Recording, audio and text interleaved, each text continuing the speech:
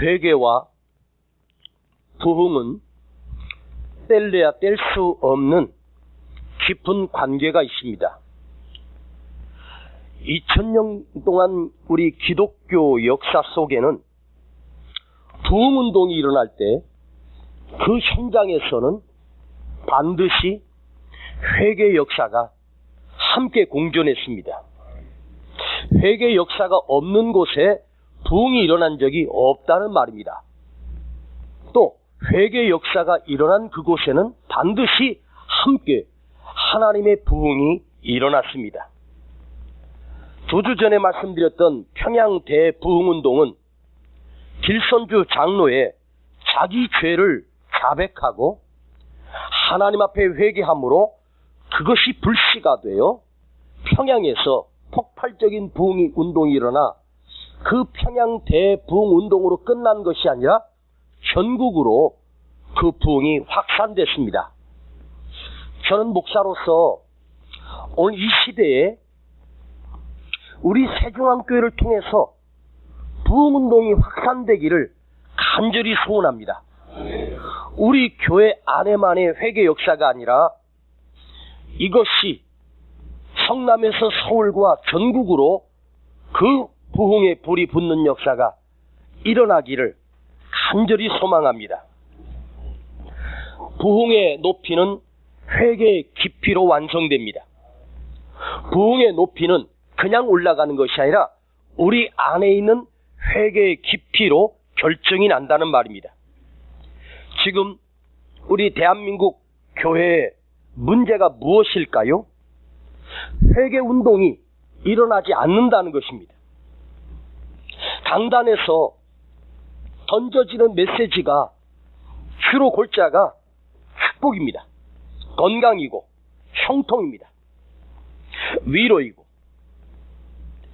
이순신 일대기를 그린 김훈 작가가 쓴 칼의 노래라고 하는 책이 있는데 그 이순신 장군이 그 책에서 한 말입니다. 내가 적을 이길 수 있는 조건들은 적에게 있는 것이 아니고 내가 적을 이길 수 있는 조건들은 적에게 있을 것이고 적이 나를 이길 수 있는 조건들은 나에게 있다. 자, 내가 적을 이길 수 있는 조건은 나에게 있는 것이 아니라 적에게 있을 것이고 적이 나를 이길 수 있는 조건들은 나에게 있을 것이다. 무슨 뜻이에요? 승리와 패배는 자기 자신에게 있다는 거예요. 내가 강해야 이기는 것이 아니라 적을 바르게 알 때 이길 수 있다는 것이고 우리가 질 때는 우리가 전쟁에서 패배할 때는 그 원인은 적이 강해서가 아니라 나에게 문제가 있다는 것이죠. 성경을 깊이 한번 묵상하면서 읽어보기 시작했습니다. 전에는 몰랐던 그 말씀 안에 숨겨진 놀라운 메시지들이 조금씩 저에게 보여지기 시작했습니다.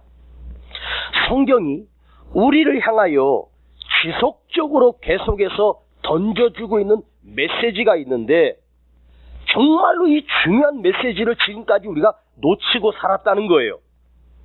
성경 속에서 우리에게 계속해서 주고 있는 메시지는 뭐냐면 다시 돌이키라, 나에게 돌아오라, 회개하라. 이게 구약 성경이 이스라엘 백성들에게 계속해서 던져주고 있는 메시지였고 오늘 우리에게 던져주고 있는 중요한 메시지입니다. 자, 이스라엘이 바벨론의 망에서 70년 동안 포로가 되었습니다. 그런데 바벨론에 망하기 전에 활동했던 수많은 선지자들이 하나님의 말씀을 받아서 백성들에게 전했던 메시지는 뭐였습니까? 돌아오라입니다. 하나님께로 돌아오라. 만일 그들이 돌이켜서 하나님께 돌아왔으면 하나님이 세우신 바벨론에 망하는 그 역사를 하나님께서 얼마든지 막으셨을 거예요. 자, 내일 심판한다 해도 내일 심판이 있다고 하나님이 결정을 하셔도 오늘 회개하고 돌아오면 하나님은 내일의 심판이 아니라 내일의 축복으로 바꾸시는 하나님입니다. 내일 내 삶에 진노가 있다 해도 오늘 하나님께 돌이키면, 하나님께 다시 돌아가면 내일 나에게 있을 하나님의 진노가 바뀌어서 하나님의 은혜로, 은총으로 바뀐다는 말입니다. 여러분, 무엇 때문에 내가 꼬였을까? 왜 이렇게 하는 일들이 다 막힐까? 무슨 일들이 이렇게 답답할까? 이것도 저것도 다 안 되고 막혔습니다. 그러면 우리는 그 이유를 사람에게서 찾으려고 해요. 사람에게 그 이유가 있는 것이 아니라 바로 내 속에 깊이 숨겨져 있습니다. 그게 무엇입니까? 바로 내가 하나님 앞에 저지른 죄악입니다. 이걸 모르고 누구 때문이고 경기가 어떻고 세상이 어떻고 사람이 어떻고 우리는 그 이유를 엉뚱한 곳에서 찾으려고 해요. 여러분, 내 인생이 꼬이고 답답하고 힘들고 이유도 없이 불안하고 이유도 없이 두렵습니까? 그 이유의 목적은 바로 나 자신에게 있는 거예요. 내 안에 숨겨진 하나님과 나 사이에 막힌 죄악이 있단 말이에요. 이걸 모르고 우리는 엉뚱한 곳에서 이유를 찾고 핑계를 대려고 합니다. 세례 요한이 예수님보다 6개월 먼저 와서 이스라엘 백성들에게 외쳤던 메시지는 무엇입니까? 회개하라, 천국이 가까웠느니라. 예수님도 이 땅에 오셔서 처음으로 외친 메시지가 회개하라, 천국이 가까웠느니라. 여러분, 내 팔자가 꼬인 이유가, 여러분 팔자 타령하지 말고 나는 과연 하나님 앞에 절실하게 엎드려 회개했는가? 나 자신의 문제의 열쇠는 회개 역사가 나에게 필요한데 우리는 이것을 외면하고 이것을 모른 채 묻어버리고 그냥 고통 속에 살고 있다는 것입니다. 여러분, 이제 핑계대지 맙시다. 누구 핑계하지 말고 바로 나 자신에게 있다고 생각하고 오늘 이 시간 나를 돌아보며 내가 하나님 앞에 저지른 죄악을 하나님 앞에 고백하고 토로하며 회개하는 역사가 있기를 주님의 이름으로 축복합니다. 제가 여러분 성경 찾지 말고 제가 찾아놨으니까 읽어드리겠습니다. 요엘서 2장 12절 13절입니다. 요엘서 2장 12절 13절을 제가 여러분에게 읽어드리겠습니다. 여호와의 말씀에 너희는 이제라도 금식하며 울며 애통하고 마음을 다하여 내게로 돌아오라. 너희는 옷을 찢지 말고 마음을 찢고 너희 하나님 여호와께 돌아올지어다. 그는 은혜로우시며 자비로우시며 노하기를 더디하시며 인애가 크시사 뜻을 돌이켜 재앙을 내리지 아니하시나니. 오늘 우리에게 절실하게 필요한 것은 축복이 아닙니다. 형통이 아닙니다. 정직하고 진실한 회개만이, 하나님께 돌아가는 것만이 오늘 우리의 숙제이며 감당해야 될 몫입니다. 여러분, 하나님이 진노하셨다 해도 하나님 앞에 엎드려 정직하게 회개하면 그 하나님의 진노는 순간적으로 잠재워지고 하나님께서 다시 은총을 베풀어 주시고 하나님께서 그 뜻을 돌이키서 재앙을 내리지 아니하시나니. 회개는 하나님의 진노를 잠재우는 놀라운 능력입니다. 자, 오늘 본문에 있는 말씀을 다시 보겠습니다. 자, 역대하 7장 14절입니다. 내 이름으로 시작. 내 이름으로 일컫는 내 백성이 그 악한 길에서 떠나 스스로 겸비하고 기도하여 내 얼굴을 구하면 내가 하늘에서 듣고 그 죄를 사하고 그 땅을 고칠지라. 고쳐주신답니다. 그런데 오늘 이 말씀의 배경이 무엇이었냐면 그냥 나온 메시지가 아니라 바로 역대하 6장에 있는 그 말씀의 배경으로 이 본문 말씀이 나온 것입니다. 자, 한 장을 더 넘겨서 역대하 6장으로 한번 넘겨보시기 바랍니다. 자, 넘기셨으면 한 장만 넘기세요.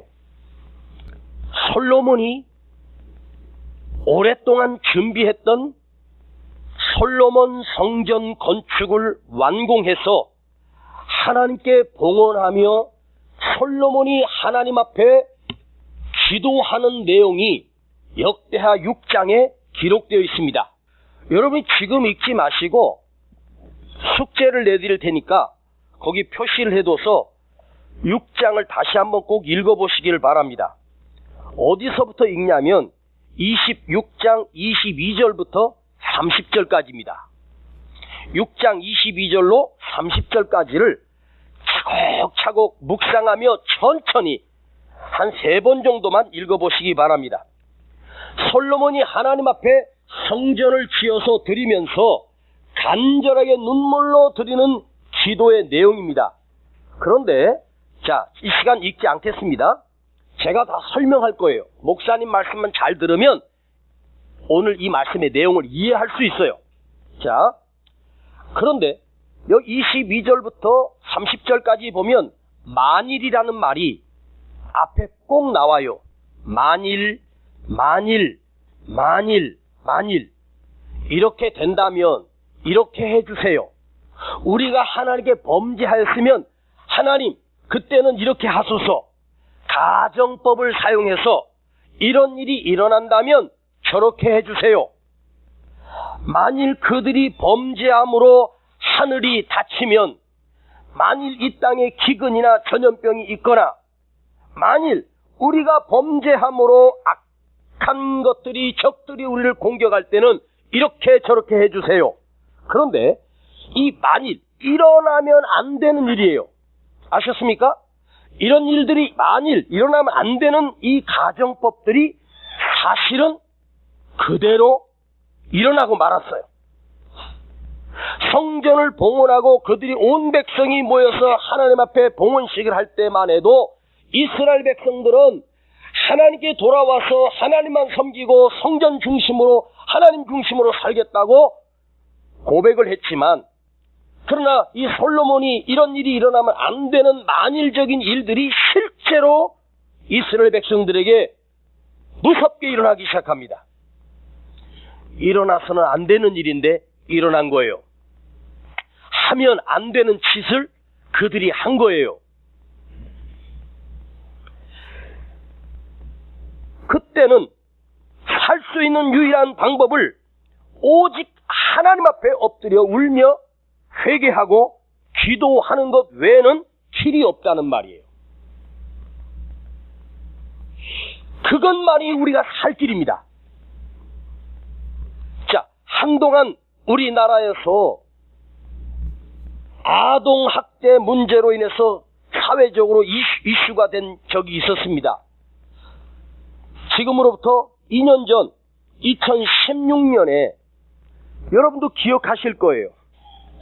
목사이고 신학대학 교수가 자기 어린 딸을, 13살짜리 중학생 딸을 매질을 하다가 딸을 죽인 거예요. 얼마나 심하게 폭행을 했는지 매질을 하다가 애가 죽었습니다. 그리고 그 시신을 그 작은 방에다가 안치시켜놓고 11개월 동안이나 미라로 만들어버린 거예요. 바싹 말려서. 그래서 단양제를 뿌려서 냄새가 안 나도록 계속해서 하고 촛불을 하나 켜놓고 이 목사가 그 딸이 다시 부활하기를 간절히 기도했다고 합니다. 그런데 이 아이가 학교에 나오지 않으니까 선생님이 방문을 하고 또 실종 신고를 했는데 아무리 봐도 실종된 사실이 없어요. 집을 나온 일이 없단 말이에요. 그래서 경찰이 들이닥쳐서 그 집을 압수수색하면서 이 사실이 온 세상에 드러나기 시작했습니다. 자, 친아빠가 친딸 13살짜리를 몽둥이로 때렸는데 얼마나 심하게 매질을 했는지 그 아이가 죽고 말았습니다. 살인죄를 저지른 거죠. 그런데 자기 딸을 죽인 이 애비가 누구였냐면 목사님이었습니다. 목사였습니다.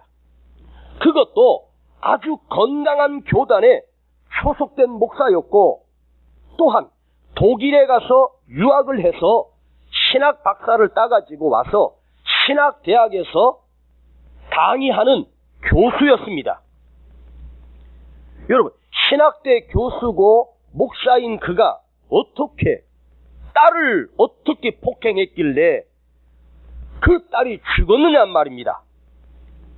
솔로몬이 오늘 드렸던 만일 이렇게 해서 우려했던 일들이 일어나 버린 거예요. 이런 일들이 어디에서? 대한민국 땅에서, 그것도 교회 안에서 일어난 것입니다. 더 가슴 아픈 것은 이 기도를 드린 솔로몬 왕은 시간이 조금 지나자 솔로몬 자신이 변질되어 버렸습니다. 자기가 그렇게 두렵게 드렸던 그 만일이 자기 자신에게 일어나고 말았습니다. 하나님이 그때 솔로몬에게 3번이나 경고합니다. 그 경고마저도 무시하고 타락과 죄악의 길로 브레이크도 없이 그대로 내달리다가 솔로몬은 망하고 말았습니다. 그 죄로 인하여 하나님이 진노하셔서 이스라엘이 반토막 나버린 거예요. 나라가 잘려버렸단 말이에요. 오늘 저도 이 목사로서 참으로 부끄러운 것은 여러분 앞에 회개하라는 설교를 몇 년 동안이나 안 했는지 기억이 나지 않을 정도로 단 한 번도 여러분에게 회개 설교를 강단에서 외치지 않았다는 사실, 늘 언제나 위로와 비전과 소망과 평안의 설교만, 축복 설교만 했음을 여러분 앞에 고백합니다. 그리고 하나님 앞에 회개합니다. 솔직히 말씀드릴게요. 몇 번인가를 회개 설교를 준비해 놓고 이 회개 설교를 꼭 해야지 해놓고도 저는 그걸 회피해 버렸습니다. 혹시나 우리 성도들이 이 메시지를 들으면 혹이나 상처받을까봐, 교회를 떠날까봐 독한 설교를 못하겠더라고요. 그래서 회개 설교를 10년 동안이나 못했습니다. 오늘 제가 10년 만에 여러분에게 이 부흥이라고 하는 시리즈 설교를 통해서 오늘 부흥에 높이는 회개의 깊이다, 회개에 대한 설교를 여러분에게 두려운 마음으로 하게 됩니다. 오늘 사랑하는 우리 성도님, 이 말씀은 여러분을 치는 설교가 아니라 여러분을 살리는 메시지임을 기억하십시오. 그리고 이 말씀을 따라 우리 한 사람 한 사람이 하나님 앞에 돌아오고 다시 회복되어지는 은혜가 있기를 축복합니다. 그럴 때 진정한 부흥운동이 일어나고 놀라운 부흥이 일어납니다.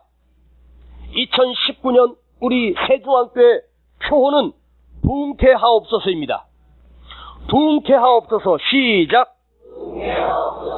우리 교회가 진짜 부흥되는 역사가 2019년에 일어나길 간절히 갈망합니다.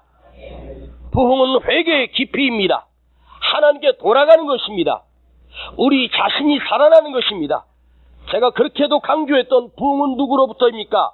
나로부터라고 했습니다. 다시 질문합니다. 큰 소리로 대답하십시오. 부흥은 누구로부터? 나로부터입니다. 숫자의 증감이 아니에요. 내 자신이 회복되고 내가 정직해지고 내가 하나님의 사람으로 돌아올 때 진정한 부흥운동이 일어납니다. 할렐루야. 나는 우리 교회에 부흥이 일어나게 하시고 이 부흥운동이, 회개 역사가 우리 교회 안에서 머물지 않고 온 나라와 민족으로 퍼지는 하나님의 역사를 다시 한번 기대합니다. 성경을 보면 회개라는 단어가 신약 성경에서 3가지 단어로 표현되더라고요. 아주 중요한 메시지니까 잘 들으셔야 됩니다. 이것만 설명하면 제가 설교 마칩니다. 자, 회개라는 단어가 세 가지 단어로 나오는데 첫 번째 회개의 단어는 메타멜로마이. 시작. 더 크게. 메타멜로마이. 메타멜로마이라고 하는 회개라는 단어인데 이 뜻은 뭐냐면 뉘우친다, 후회한다, 내 안에서 그 짓을 하면 안 되는데 내가 잘못했구나 하고 내 안에서 뉘우치는 것이 바로 메타멜로마입니다. 자, 가룟 유다가 예수님을 은 30에 팔았습니다. 그리고 나서 은 30을 자기 주머니에 쥐고 생각해보니 내가 잘못한 거예요. 그래서 그가 스스로 뉘우쳐 그 은 30을 대제사장들과 장로들에게 도로 갖다 주매, 마태복음 27장 3절에 도로 갖다 주매, 스스로 뉘우쳐, 이 스스로 뉘우쳐 이것이 바로 메타멜로마입니다. 뉘우쳤다는 거예요. 내가 후회한다는 거예요. 그런데 두 번째 회개라고 하는 단어는 메타노에오. 시작. 메타노에오. 메타노에오. 시작. 메타노에오. 메타멜로마이. 그런데 이 메타노에오라고 하는 이 단어는 심령 속에서 내적인 변화가 일어나는 거예요. 내 심령이 변화가 일어나는 거죠. 마음의 생각을 돌이키는 거예요. 마음의 생각을 바꾼 거예요. 자, 메타노에오와 메타멜로마이, 후회하는 이 단어가 어떤 차이가 있을까? 메타멜로마이는 후회한다는 거죠. 내가 그때 그 짓을 하지 말았어야 했는데 내가 잘못했구나, 다시는 하지 말아야 되겠다 하면서 후회하는 거예요. 그런데 가룟 유다가 예수님을 은 30에 팔아먹고 나중에 가룟 유다가 후회했어요. 그런데 가룟 유다는 어떻게 됐습니까? 자기 스스로 가서 목을 매달아 자살했습니다. 그리고 그 목줄이 끊어지면서 터져서 배창자가 터져서 비참하게 죽었습니다. 그런데 베드로는 예수님을 은 30에 팔지 않고 예수님 바로 뒤에서 3번이나 저주를 퍼부으면서 예수님을 죽어도 모른다고 예수님을 3번이나 부인하고 저주했습니다.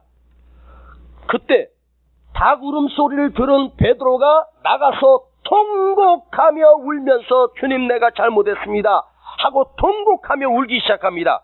그게 바로 메타노에오, 그 심령으로 돌이키는 거죠. 에?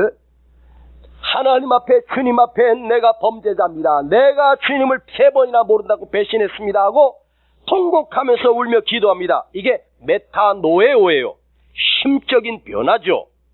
그런데 세 번째 회개라고 하는 단어는 에피스트레포. 에피스트레포. 시작.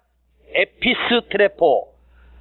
좀 어렵지만 그래도 한번 우리 읽고 나면 잊어버리지만 그래도 한번 해봐요. 에피스트레포. 좀 더 크게. 시작.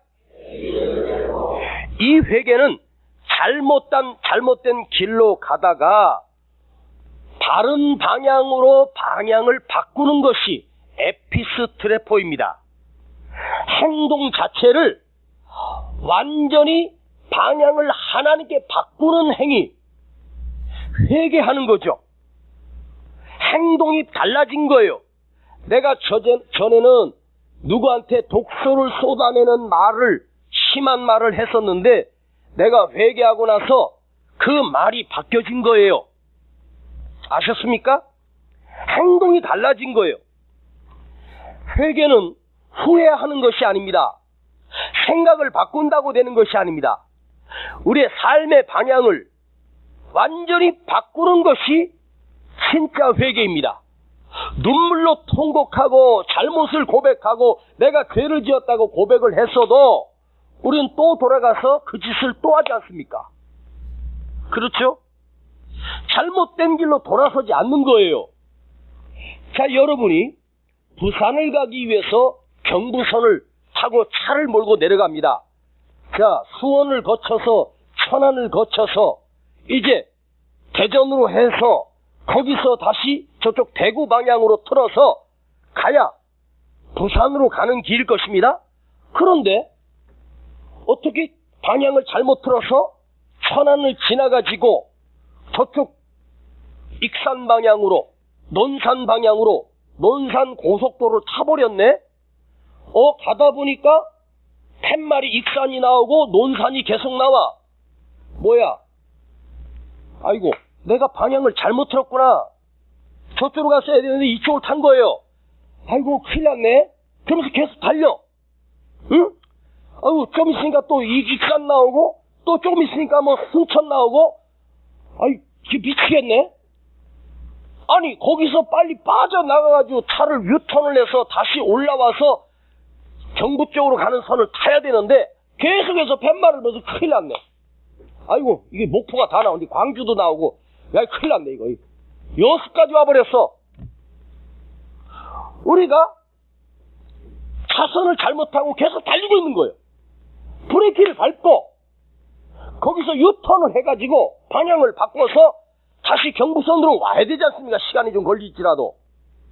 그런데 자기가 알아. 잘못한 거 알고 잘못 가고 있는데도 계속 달려. 목적지를 잘못 알고도 계속 잘못된 길로 가는 거예요. 마음속으로는 내가 잘못했구나. 아이고, 후회한다. 내가 미쳤지. 아버지 용서해 주세요. 그러면서도 계속 가. 이거는 진정한 회개가 아니라는 거죠. 자, 가룟 유다와 베드로가 지은 죄를 한번 비교해 보십시오. 누가 더 큰 죄를 지었다고 여러분 생각하세요? 가룟 유다가 훨씬 더 큰 죄고 베드로는 작은 죄라고 생각하십니까? 아니에요. 둘 다 배신자입니다. 주님 입장에서는 둘 다 배신자입니다. 누가 더 하고 덜 한 게 없어요. 그런데 베드로는 구원받았고 하나님의 앞에 사도로서 쓰임받은 사람이 됐습니다. 누가 더 큰 죄를 지었기 때문에 자살해서 비참하게 끝났고 덜 죄를 지어서 베드로는 하나님 앞에 쓰임받았다는 게 아니에요. 둘 다 똑같은 죄인입니다. 죄의 차이가 없습니다. 그런데 차이가 하나 있는데 회개의 차이가 있었습니다. 가룟 유다는 후회한 것으로 끝났어요. 그러나 베드로는 통곡하며 회심했고 그 안에서 그 방향을 주님께 방향을 바꿔버린 거예요. 아셨습니까? 오늘 여러분 주일 예배에 나와서 하나님의 말씀을 들어야 되는 이유가 있습니다. 자, 하나님의 말씀을 듣는 이 설교는 뭐가 중요하냐면 하나님이 우리에게 무엇을 요구하시고 무엇을 원하는지 그 길을 바르게 가르쳐 줍니다. 그걸 알기 위함이에요. 여러분이 말씀을 들으면서 이런 말씀이 있구나 하고 깨닫기 시작합니다. 그러면서 그 말씀을 내 삶에다 비춰보면서 내가 잘못된 길로 가고 있는가 바른 길로 가고 있는가를 하나님의 말씀의 거울이 나에게 비춰주는 거예요. 그래서 말씀이 나를 가르치시고 말씀이 나를 인도합니다. 오늘 이 예배 시간에 스스로 자각하고 회개하며 눈물 흘리며 뼈 아프게 우리가 후회를 합니다. 울면서 괴로워하고 또 그러면서도 나는 여전히 내가 원하는 세상길로 잘못된 방향길로 계속 가는 거죠. 이게 우리 삶에 계속해서 반복되고 있는 거예요. 마치 가룟 유다처럼 후회는 했지만 주님께 돌아오지 않았어요. 만일 여러분 가룟 유다가 그걸 후회하고 뉘우치고 다시 주님께 돌아와 엎드려 주님 나를 용서해 주세요. 내가 주님을 배신했습니다. 주님을 은삼십에 팔았습니다. 주님 용서해 주세요. 그러면 우리 주님께서 부활하신 주님께서 그 가룟 유다를 다시 만나주지 않겠습니까? 우리는 후회만 반복하다가 끝나는 거죠. 우리 가룟 유다처럼 평생 후회만 한다 해도 그것은 후회로 남고요. 그것이 계속해서 반복되다 보면요. 양심이 마비가 돼버려요. 그래서 결국 어떻게 되냐? 망해버리고 만다는 거죠. 가슴을 치면서 통곡하고 눈물 흘리며 기도했다고 회개가 아니에요. 그 방향을 바꾸는 거예요. 우리는 가룟 유다식의 회개는 소용이 없어요. 메타멜로마이, 후회는 나를 고치지 못해요. 가슴을 칠 이유도 없습니다. 울지 않아도 됩니다. 내가 삶을 주님이 원하시는 방향으로 돌이켜서 방향을 바꿀 수 있는 능력이 오늘 우리에게 있기를 축복합니다. 바로 에피스트레포입니다. 내 삶의 방향을 하나님께 바꾸는 거예요. 아멘. 오늘 말씀을 다시 한번 보시겠습니다. 역대하 7장 14절, 내 이름으로 일컫는 내 백성이 그 악한 길에서 떠나 스스로 겸비하고 기도하여 내 얼굴을 구하면 하나님께 나오면 내가 하늘에서 듣고 그 죄를 사하고 그 땅을 고칠지라. 스스로 낮추고, 이 스스로 낮춘다는 이 단어를 묵상해 봤습니다. 겸손하게 낮춘다는 그런 뜻도 있지만 더 중요한 의미가 있는데 부순다는 뜻이에요. 부셔버린다, 깨트린다, 그런 뜻이 있어요. 나를 헐어버리고 나를 죽이고 내가 자랑하던 것, 내가 욕심부리던 것 다 무너지고. 우리가 자주 부르는 노래 있습니다. 부서져야 하리, 무너져야 하리, 깨져야 하리, 씻겨져야 하리. 이 노래를 부르고 싶지 않은 성도가 있었습니다. 목사님, 얼마나 더 부서져야, 얼마나 더 깨져야지 됩니까? 나 그 노래 싫어요. 그러면서 반문을 합니다. 이만큼 깨졌으면 됐지 뭘 얼마나 더 깨져요? 그렇게 말하는데 목사가 볼 때 깨진 것도 부서진 것도 하나도 없어 보이는데 얼마나 더 깨져야 되냐고 반문을 하더라고요. 여러분, 기드온 300용사가 13만 5천의 미디안 군대와 전쟁할 때 하나님은 그 300용사에게 항아리 속에 횃불을 숨기고 나팔을 들고 나가게 하십니다. 근데 이 전쟁에서 가장 중요한 것은 신호와 함께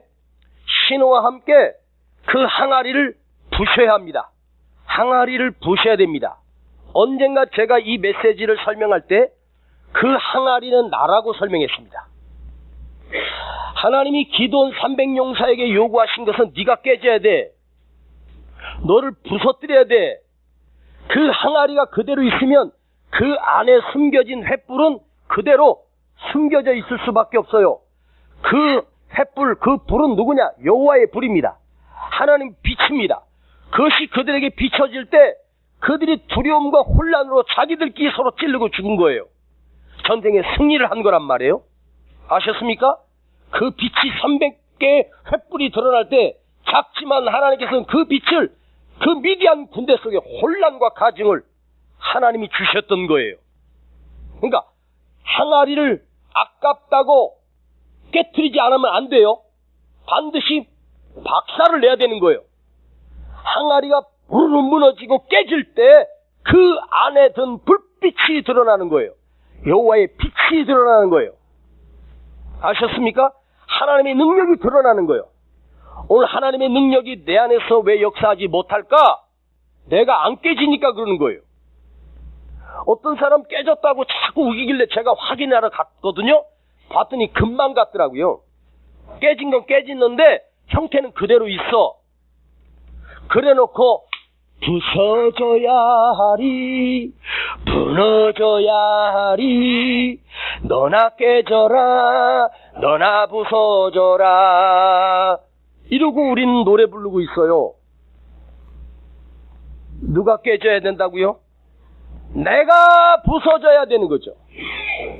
항아리 형체가 있으면 안 돼. 금 같다고. 어떤 사람 보니까 깨졌다고 해서 가봤더니 금간 항아리를 갖다가 본드로 발라가지고 철사로 해서 더 안 깨지게 꽉 잡아놨더라고. 자, 여러분, 항아리 금 가가지고 혹시나 막 옆에다 뭐 이렇게 막 뭐 흙 같은 건지 뭐 그 붙이는 거 있고 또 안 깨질려 철사로 이렇게 해갖고 탁 해갖고 했는데, 여러분, 그거 거기다 물 부으면 물이 안 셀까요?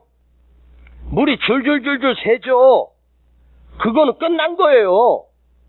그런데 이놈에게 안 깨지려고 본드 붙이고 안 깨지려고 자꾸 몸부림쳐요. 이게 깨져야 내가 사는 길인데, 이게 깨져야 하나님의 빛이 드러나는데, 하나님의 역사가 드러나는데, 하나님의 부흥의 역사가 드러나는데 안 깨진다는 거죠. 오늘 우리들끼리만 이 말씀을 들어서 안타깝지만, 오늘 이 말씀을 듣는 우리가 깨지는 역사가 일어나길 축복합니다. 부서지는 역사가 일어나길 축복합니다. 부서져야 하나님이 역사하시는 거예요. 오늘 여러분, 혈기도 죽고 교만도 깨지고 욕심도 깨지고 내 자아가 부서지고 무너지고, 그리고 나의 방향을 주님이 기뻐하시는 방향으로, 이 말씀이 말씀으로만 끝나지 않고 우리 삶 속에서 이루어진다면 놀라운 부흥의 역사가 나로부터 시작되기 시작할 것입니다. 사랑하는 여러분, 오늘 우리 후회하다가 끝나지 마십시다. 마음만 돌이키고 가슴을 치며 통곡하며 우는 것으로 끝난 게 아닙니다. 우리의 삶을 하나님이 원하시는 방향으로 바뀌어지는 이 놀라운 은혜가 주여 내 안에서 일어나게 하옵소서. 하나님이 원하시는 방향으로 내 삶을 바꾸게 하옵소서. 아버지 하나님, 수도 없이 잘못을 뉘우치고 수도 없이 후회하며 기도할 때마다 눈물로 아버지 용서해달라고 우리는 구하지만, 아버지 우리는 내 삶을 바꿀 용기도, 내 삶의 방향을 바꿀 생각조차도 하지 않고 여전히 잘못된 길로 가고 있었습니다. 아버지, 오늘 우리 안에 진정한 부흥이 일어나기를 기대하며, 아버지 우리의 삶의 방향을 주님께 바꿀 수 있는 이 놀라운 은혜와 변화가 일어나게 하여 주시옵소서. 주님, 우리 속에 놀라운 하나님의 회개 역사가 일어나며 우리 교회에 놀라운 부흥의 역사가 다시 시작될 수 있도록 은혜를 더하여 주옵소서. 예수님의 이름으로 기도하옵나이다. 아멘. 나 행한 것 죄뿐이니 주 예수께 비옵기는 나의 몸과 나의 마음을 깨끗하게 하옵소서.